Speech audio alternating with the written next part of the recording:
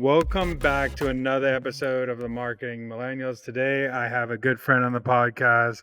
She is the RVP and GM of Ring Central Events.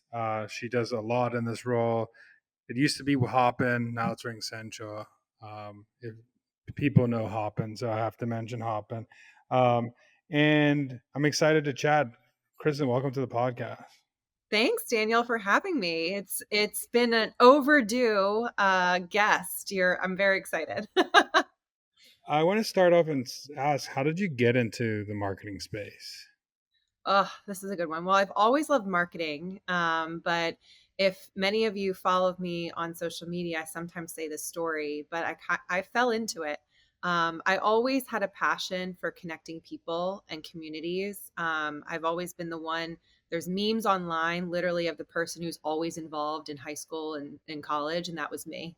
I was always involved. I was always trying to help others, and I honestly fell into leading one of the largest dance marathons in the state of Connecticut at UConn called Huskython. I was in charge of their recruitment, event technology, and through there, it really shined a light on how much I truly loved marketing and promotion and PR. So I majored in PR, and then that stumbled me into working for a startup after school at Cvent in Washington, D.C., Virginia area, because I loved event technology and loved marketing. And so I kind of fell into it. And I would say that if you love what you do, you never work a day in your life, even if you have bad days. And I truly found my passion for my job.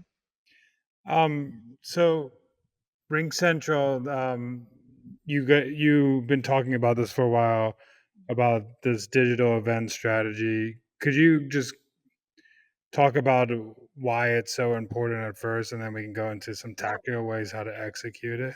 Absolutely. So, digital marketing has always been a part of marketing for many, many years. And I think throughout what we experienced in 2020, this just propelled companies to think of digital marketing in a new way.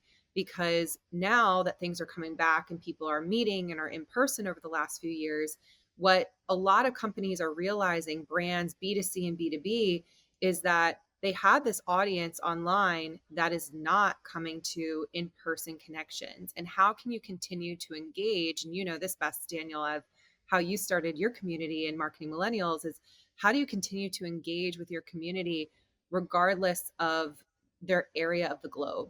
And I think it's so important. And sometimes you just fall on what you know and your crutch, which is normally in person. And now companies are being challenged to think differently, not just because the world is changing, but the demographic of who's coming to your events and who's engaging with your brand is fundamentally becoming different. And these different generations coming up in the workforce, they don't want to engage the same way that even my generation did, or your generation and ours, or the ones above us. We need to think of it differently. And that's why I think it's so important for us to challenge the status quo and speak about these topics. Could you also give a little timeline of what events were like, let's say like Mhm. pre-COVID era to like COVID era to like what they are now? Yeah. So pre COVID era, I would say that most events, probably 90%, were in person. A lot of the core event technology out there were founded on registration, on site event management, and true event management, which is the back end of venue sourcing, task management, travel, housing. That was really the core of it. Most of the largest tech players out there never had a digital component, nothing. And so what they were challenged on is there was webinar platforms out there in the space that we know of. We know some of their brands, but no one was thinking of things differently. So that was really pre-COVID era. And then when COVID happened, obviously, we hate that word a little bit because it was, trying times for all of us. But sometimes there's silver linings in that. And so COVID forced us to think differently and not just throw an in-person event online, but really think about how are we displaying content? How do we make it like a TV show? And how do we make it fun and engaging, just like we do with, we call it the festivalization of events, but how do you make it online but not recreate what you normally do in person. So that's where my background and where Hoppin came in. And at the time, I was actually at Freeman. And when I was at Freeman, we did just that. We were an in-person company. We are the largest general contractor in the space, and we had the biggest trade shows and events forcing online. So the timeline for that was to think differently. And I will tell you, most of those customers are still having some type of digital presence online of what they've learned. So now the timeline is shifting to say everyone kind of rushed back to the in-person only, saying, I'm not doing digital. But then when they're digging into the data, they're saying, wait a second, why can't we think of this differently? Let's not rush back to the in person, but is there pieces that we can augment the experience either throughout the year in terms of micro events that lead up to the big event? Can the big event be, I hate the hybrid word, but is there components that could be augmented online either after the fact or during, so you can kind of tease the content and engage with people who cannot come? So that's really the timeline, is most 90% plus in-person focus. That large webinar community was still there, then all virtual, and then rush back to the in-person. And now it's becoming more of a mixture. And I think more and more are seeing that having that mixture is a benefit to their community. Yeah, and I think another aspect I would add to that timeline is during that timeline, basically unproduced social video content started to rise with TikTok and 100%. Reels and all that stuff. So events started becoming, for the people who were smart at doing events, using it as a content play as well, to get more video, get more content out there, because content from 2019 to 2024 exploded as like a word, but actually the producing of content has doubled, tripled, quadrupled, and you need to be able to do events are one of the best ways you can kill two, three, four birds with one stone. So I wanted to 100%. just add that context in there as well.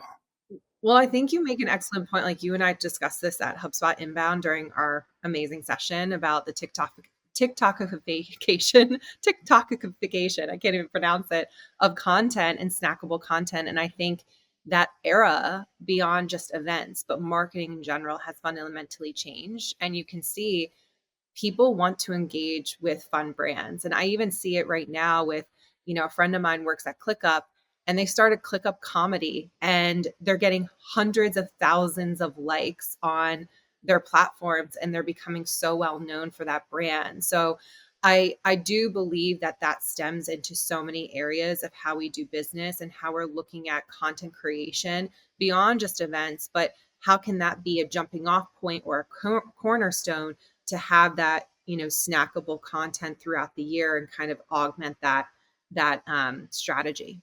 I think also one point I want you to talk a little bit on is, I think when people think of, say, virtual event, they think, automatically they think go to the word webinar, and that's the only thing to do for a virtual event.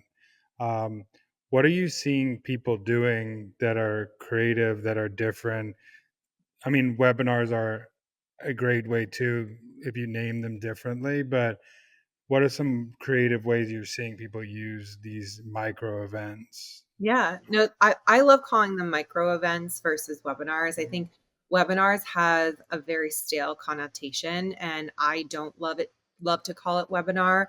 My team and some of my team and, people listening could be like, oh, this is just, a re kind of phrasing, but I think webinar feels very stale. It's like it's like a talking head and they just talk at you, and that's about it, versus a conversation. So I love clients of ours who are using fireside chat, whether it's a 15-minute or a 30-minute kind of chat with someone else and something that they are going to learn. So, Jay and I talked about this, but like the 5 key tips to digital marketing, people want to know what those 5 things are.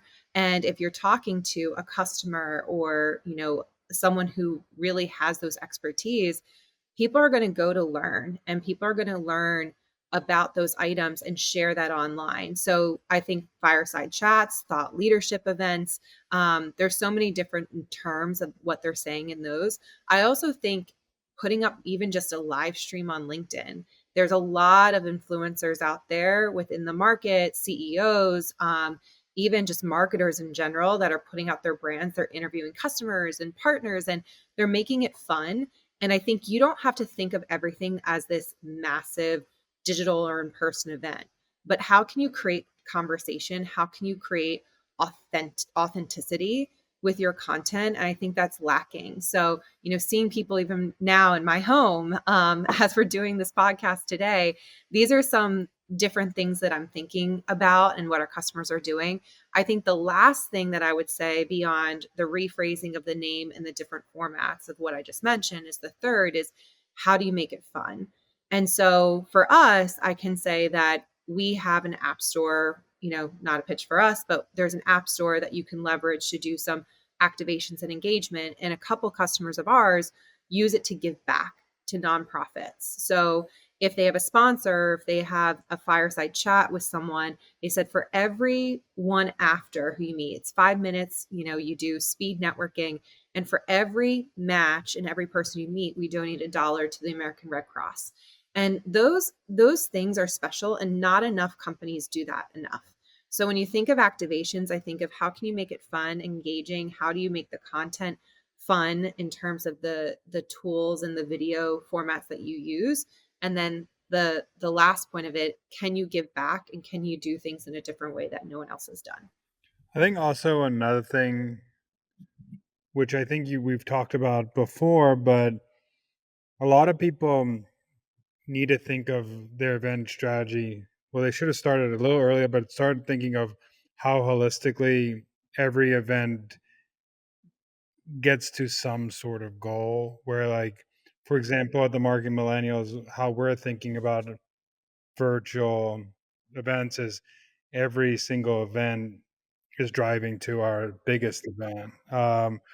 Other people could do it differently, where you can do it series based, like you said, TV show, but having some sort of way that it makes sense each topic you're doing or a thematic, because otherwise you have this, oh, I'm doing just a event here, event Correct. here, and It people doesn't don't make know sense. why. Yes. Yeah.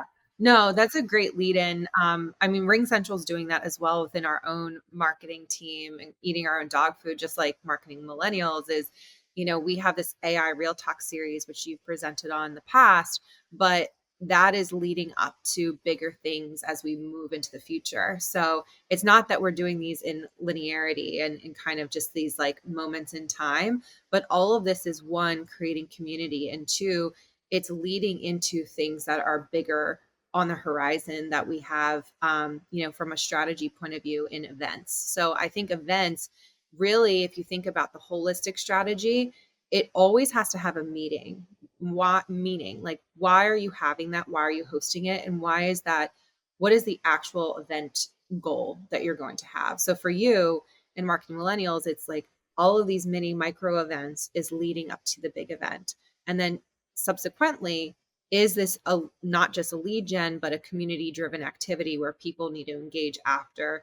Is there, points that they can receive? Is there something that goes to their membership? Those types of things. Yeah. Another thing I'll add to that is when you're thinking about creating these events, the number one goal, which a lot of marketers go in this mindset, is I want to do this event for lead gen. Where if you change the mindset and say, I want to create something that's the best content for the audience, and that will make people build more trust and expertise of us as a company or brand. You can use it as a way to build a list. What we do is use it as a way to build a list, nurture for more and more events, and then look at who's the most engaged. Because I honestly do believe that events are the way to show how intentional your audience are that are on your list already. Because if they're going to take an action to go off your list, sign up, attend the event, that is very intentional Yes. action versus just you being getting their attention, which is two different things. Yeah, 100%. It's almost like I, made you say that.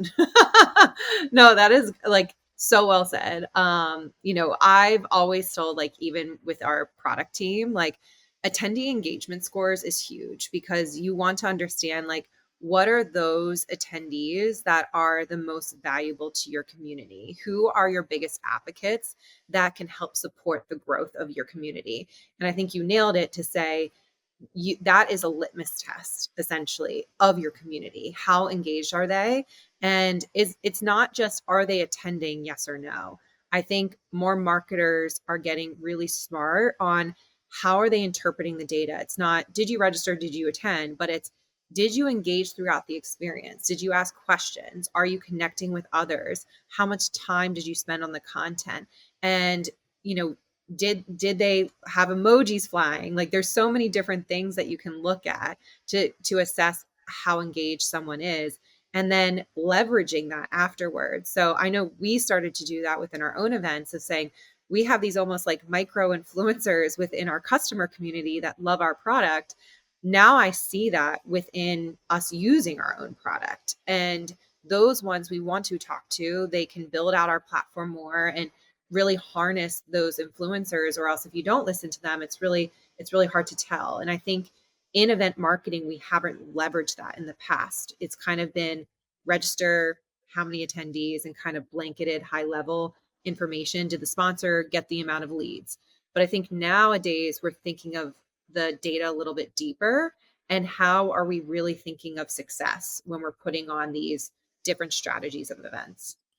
Yeah, and I think another part of it is when thinking of events, a lot of people are not going to know the speakers you pick.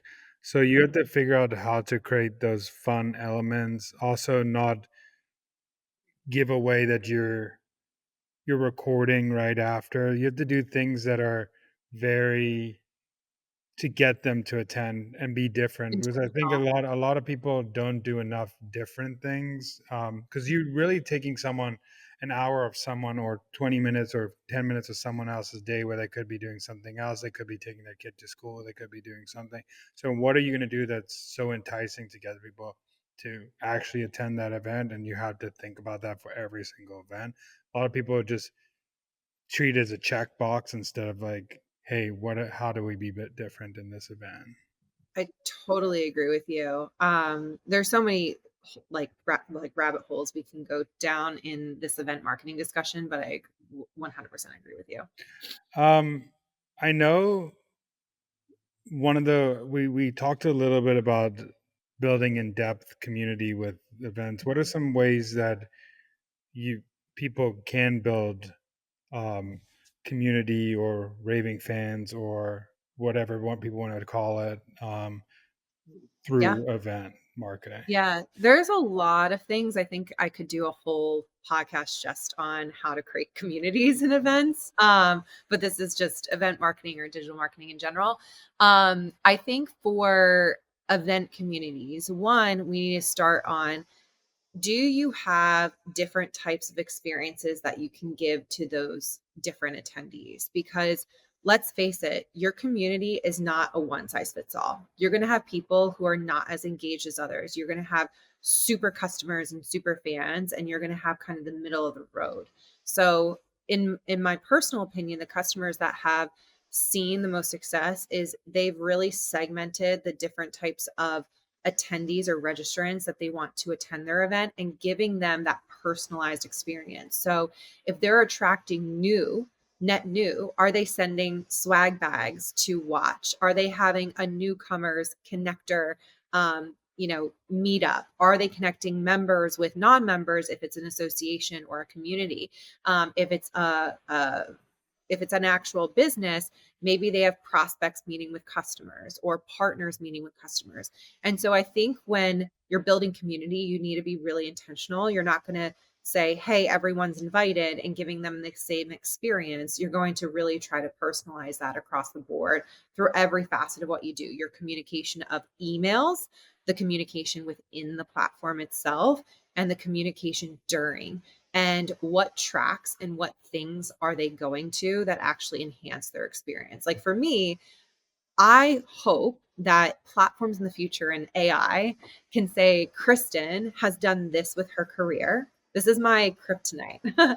Kristen has done this within her career. They read my LinkedIn profile. They say she is most interested in this. And everything for me is curated. I love to meet with other sales and customer success leaders and go to market leaders. If I can meet more of that, that helps me. That helps me stay engaged in the communities that I'm a part of currently, which is partnership leaders, a lot of startup communities around the world. And communities that do that really benefit myself and my career, but also my business that I serve. The more I learn from people similar to me and that I want to get to know, it helps personally and professionally. So I think more businesses and communities need to do those types of things because at the end of the day, we're all humans and we like to build authentic connections within the workplace and personally. And so I love to connect with go-to-market leaders in Philadelphia because I love the Eagles. So, you connect on a deeper level. It's like when you and I first met, we started talking about so many different topics and just like hit it off. And your wife has so many amazing ideas. So I think when we talk about authenticity and meeting people, I think that's the future of event marketing is the personalization factor.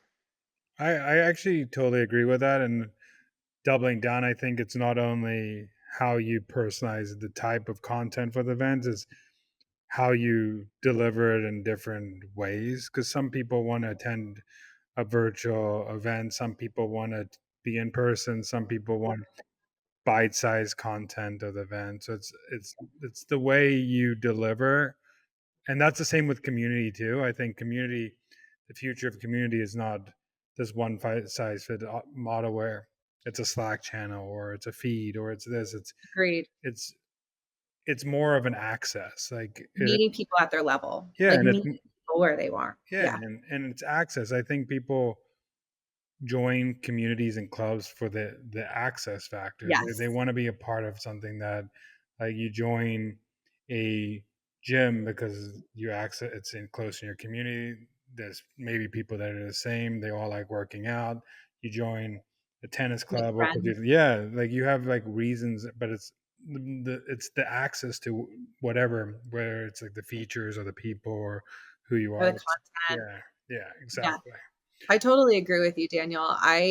That you kind of said it in a lot better form than I said it, but it is the access and it's the learnings that you can gain from it. So I think the future of event marketing and kind of to your question of building communities is the factor of personalization and how the delivery, the true delivery of that. And that's going to be the most valuable to us. Yeah, and I think one thing people shouldn't go down the rabbit hole is like first figure out like who are those people so you don't over exert what personalization is, because you need to find those groups that you can personalize for, not just personalize Absolutely. everything. No, you can't do that. You're Yeah, and especially for people who are listening who are one-person teams, we hear you, we see you. Or two-person teams, like, we're not saying to personalize everything. We're just saying look at the data and personalize the right things and deliver the right things so that you continue to build and be successful in that manner. I think the next part of it is, everybody talks about this in events, is how do I see ROI? How do I see success from this? So what are some ways that this actually drives actually results for a business? Yeah, this is a tough question because everyone thinks it's, this magic wand and everyone has the same metrics for every show, which I've seen even with some of my customers. And I'm like, oh, please no. Because your outcome, and you said it, Daniel, your outcome for an in-person event versus, a mixed hybrid event versus, something that you're putting online and the construct of that event is going to be completely different. The KPIs are going to be completely different. So if you're hosting an event and you think of it like field marketing, there's different types of event marketing that you're going to host in different types of events. You're not going to say how many registered and how many attended or did the sponsors get leads? You're going to say, did this foster connections? Did this open new doors to new divisions? Did this gain a new partner? So it's more prescriptive down to that level and based off of the type of the event. So right now, I'm speaking on behalf of some of customers that we work with, but some right now have events that they host that are specifically for lead generation. So their KPIs are going to look different than customer advocacy. So for customers, we're putting out thought leadership. So how many customers of our database actually signed up and stayed the entire time and learned the content? So that's not going to be the same metrics as the one that's more lead generation and community driven. For in person, it's more about the sentiment and community and connections between each other. So when we do surveys and take away from like a field marketing event, are we getting introduced to new divisions? Have people met someone else that they wanted to meet with? And that's how we get that feedback, which is more qualitative for sure. But sometimes those small, intimate settings of less than 20 people that are at a field marketing event is even more valuable than a larger event of 500, 5,000 plus. So I know that's a really trick answer to your question, but every single event has different KPIs, but it all should lead to the same goal of customer advocacy, access, lead generation, and then ultimately ROI. Yeah, and I think it is very complicated question because I think it depends on the team you're working for, what you're going Correct. for, but also I think some people are more lenient, but there's also different ways you can slice and dice it where you got you save this much on potential impressions that you would have done unpaid or cut costs of content you would have created Yeah. elsewhere. There's ways to slice it out where a lot of people think of it as like net revenue, but it's also like how do we save money is another thing where people don't think about like that path as well as a smart I way to think about it. You and I could talk all day because I feel like we just have so many ideas that we come up with and kind of examples. But I mean, you nailed it again, because it's not just about the output. It's also with what we did and what we chose. Did we offset cost in other ways? Because, when you make decisions to do a 20-person dinner versus like a large scale booth at an event, this is a decision we actually made recently. So instead of going and exhibiting at a trade show, we said these funds are actually better to take our top 20 prospects or customers to a dinner. And honestly, that proved to be true. So, and that has been over the course of the last few years. Hopin did that with some of our funds. So I think when you look at all the different types of events, it's what are you offsetting in order to have the best outcome. I also think an underrated thing that people don't think about is using it as a prospecting networking tool. Same as this podcast, for example, or webinars. It's a great way to bring someone on that maybe is not open to a conversation, but they have a conversation with you in an event, a potential prospect that you can talk to, or a way to get someone to share their ideas out there, and they could be a potential event speakers. A lot of my podcast guests have been event speakers. So how can you use it as a way to build a network that because you when you put an event on, you're showing their expertise to a lot of people, and I think a lot of people think that you owe a lot to speakers, but you're also giving the speakers a lot of attention as well. Exactly. So I've always said that speakers should be your best advocates. And how many times, Danielle, do you and I speak at different events and, you know, the organizer of the show just sends to me after, hey, thank you so much. Here's your survey. And I'm like, can they send, if they did a recording or any social snippets that I can just share easily, like I can be their best promoter. And obviously, I want to promote me speaking at a different event or this podcast, but make it easy for your speakers. And I think this is also where AI and event technology and event marketing can help, because you should be able to repurpose that. But I think everyone thinks about that for the attendee, and they don't think about the speaker enough. And I've been saying this at a lot of events recently, but your speaker advocacy is so, so valuable. And I just want a nice speaker email in my inbox thanking me, and then has snippets that I can parse out over time with what I've done in this podcast or in this speaking session at HubSpot. And these are the things I should talk about.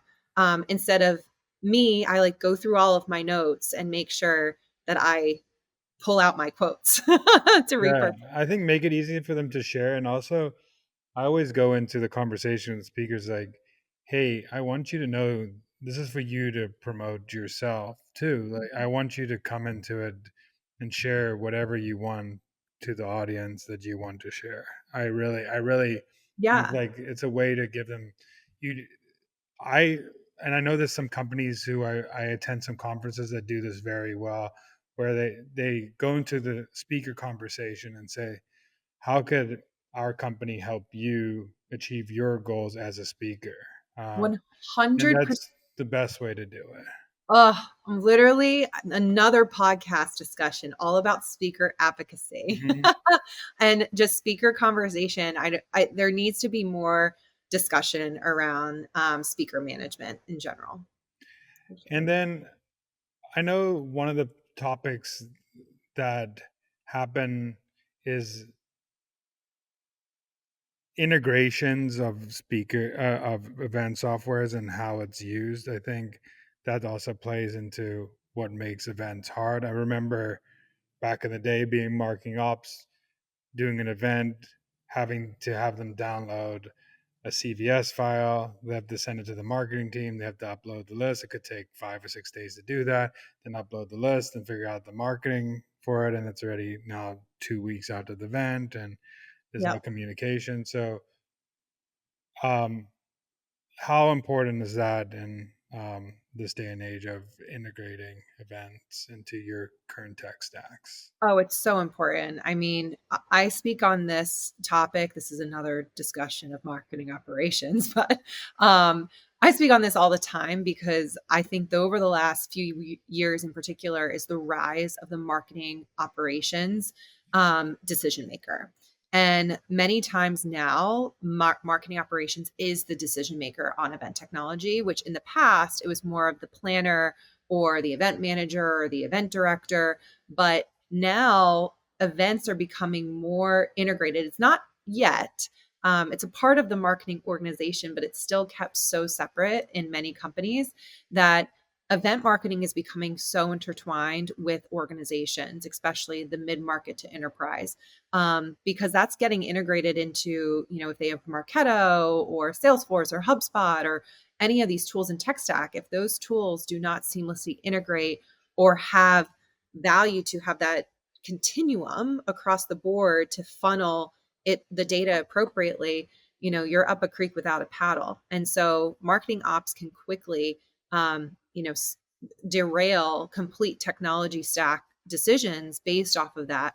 So I always say, like, get in front of it, make sure we understand those goals, because many providers out there, they don't have two-way integrations and they don't have that deep integrated portfolio. And it's super important as you go forward into your business to ask that and understand those questions.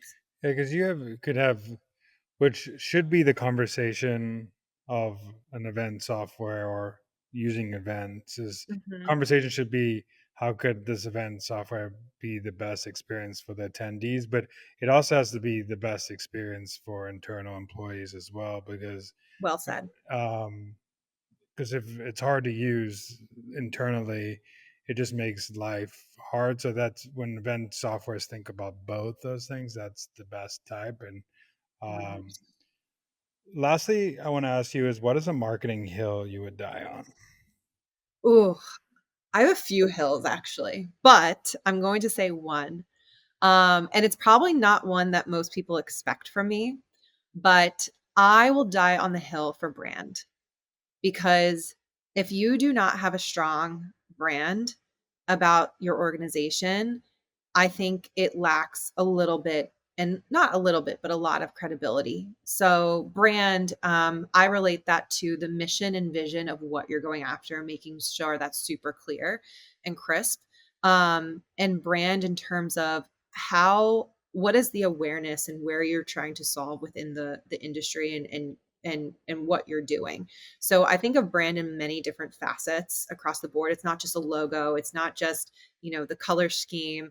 It's what is your mission and what is your true brand as an organization, as a product or service, and how are you really positioning that for success? Because there's so many companies out there, there's so many services, there's so many technologies, a lot of things are the same. And so I think your brand truly differentiates yourself as an organization. And if you're not investing in your brand, that could be a hill that makes or breaks your company. And so I will completely die on that hill.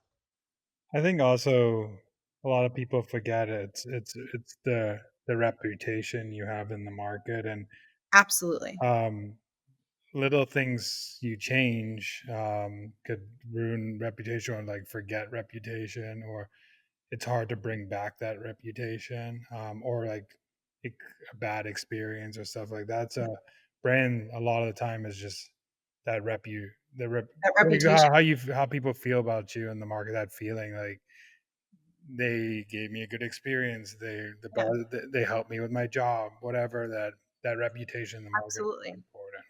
It's totally goes back to the reputation. I said credibility, but reputation, credibility, and it goes hand in hand. I mean, it's like the old saying is no one got fired by going with IBM in the past. We've all heard that if we take in any marketing courses. And I think that holds true to today, especially within the industry of technology and services.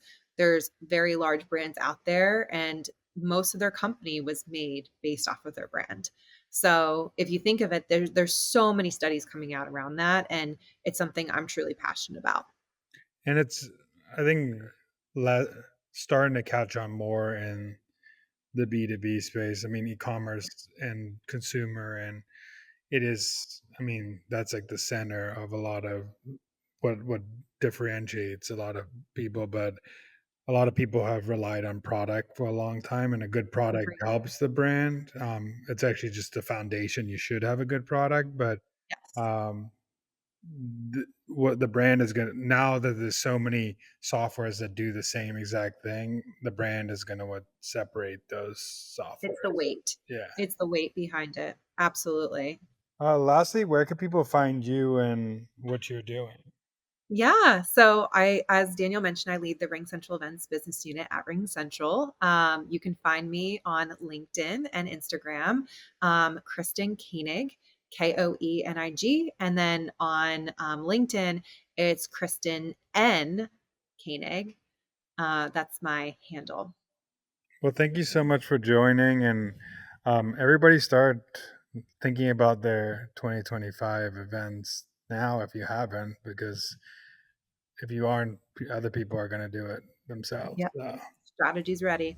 Well, thanks, Daniel, for having me. This has been so much fun today. thank you. Thank you.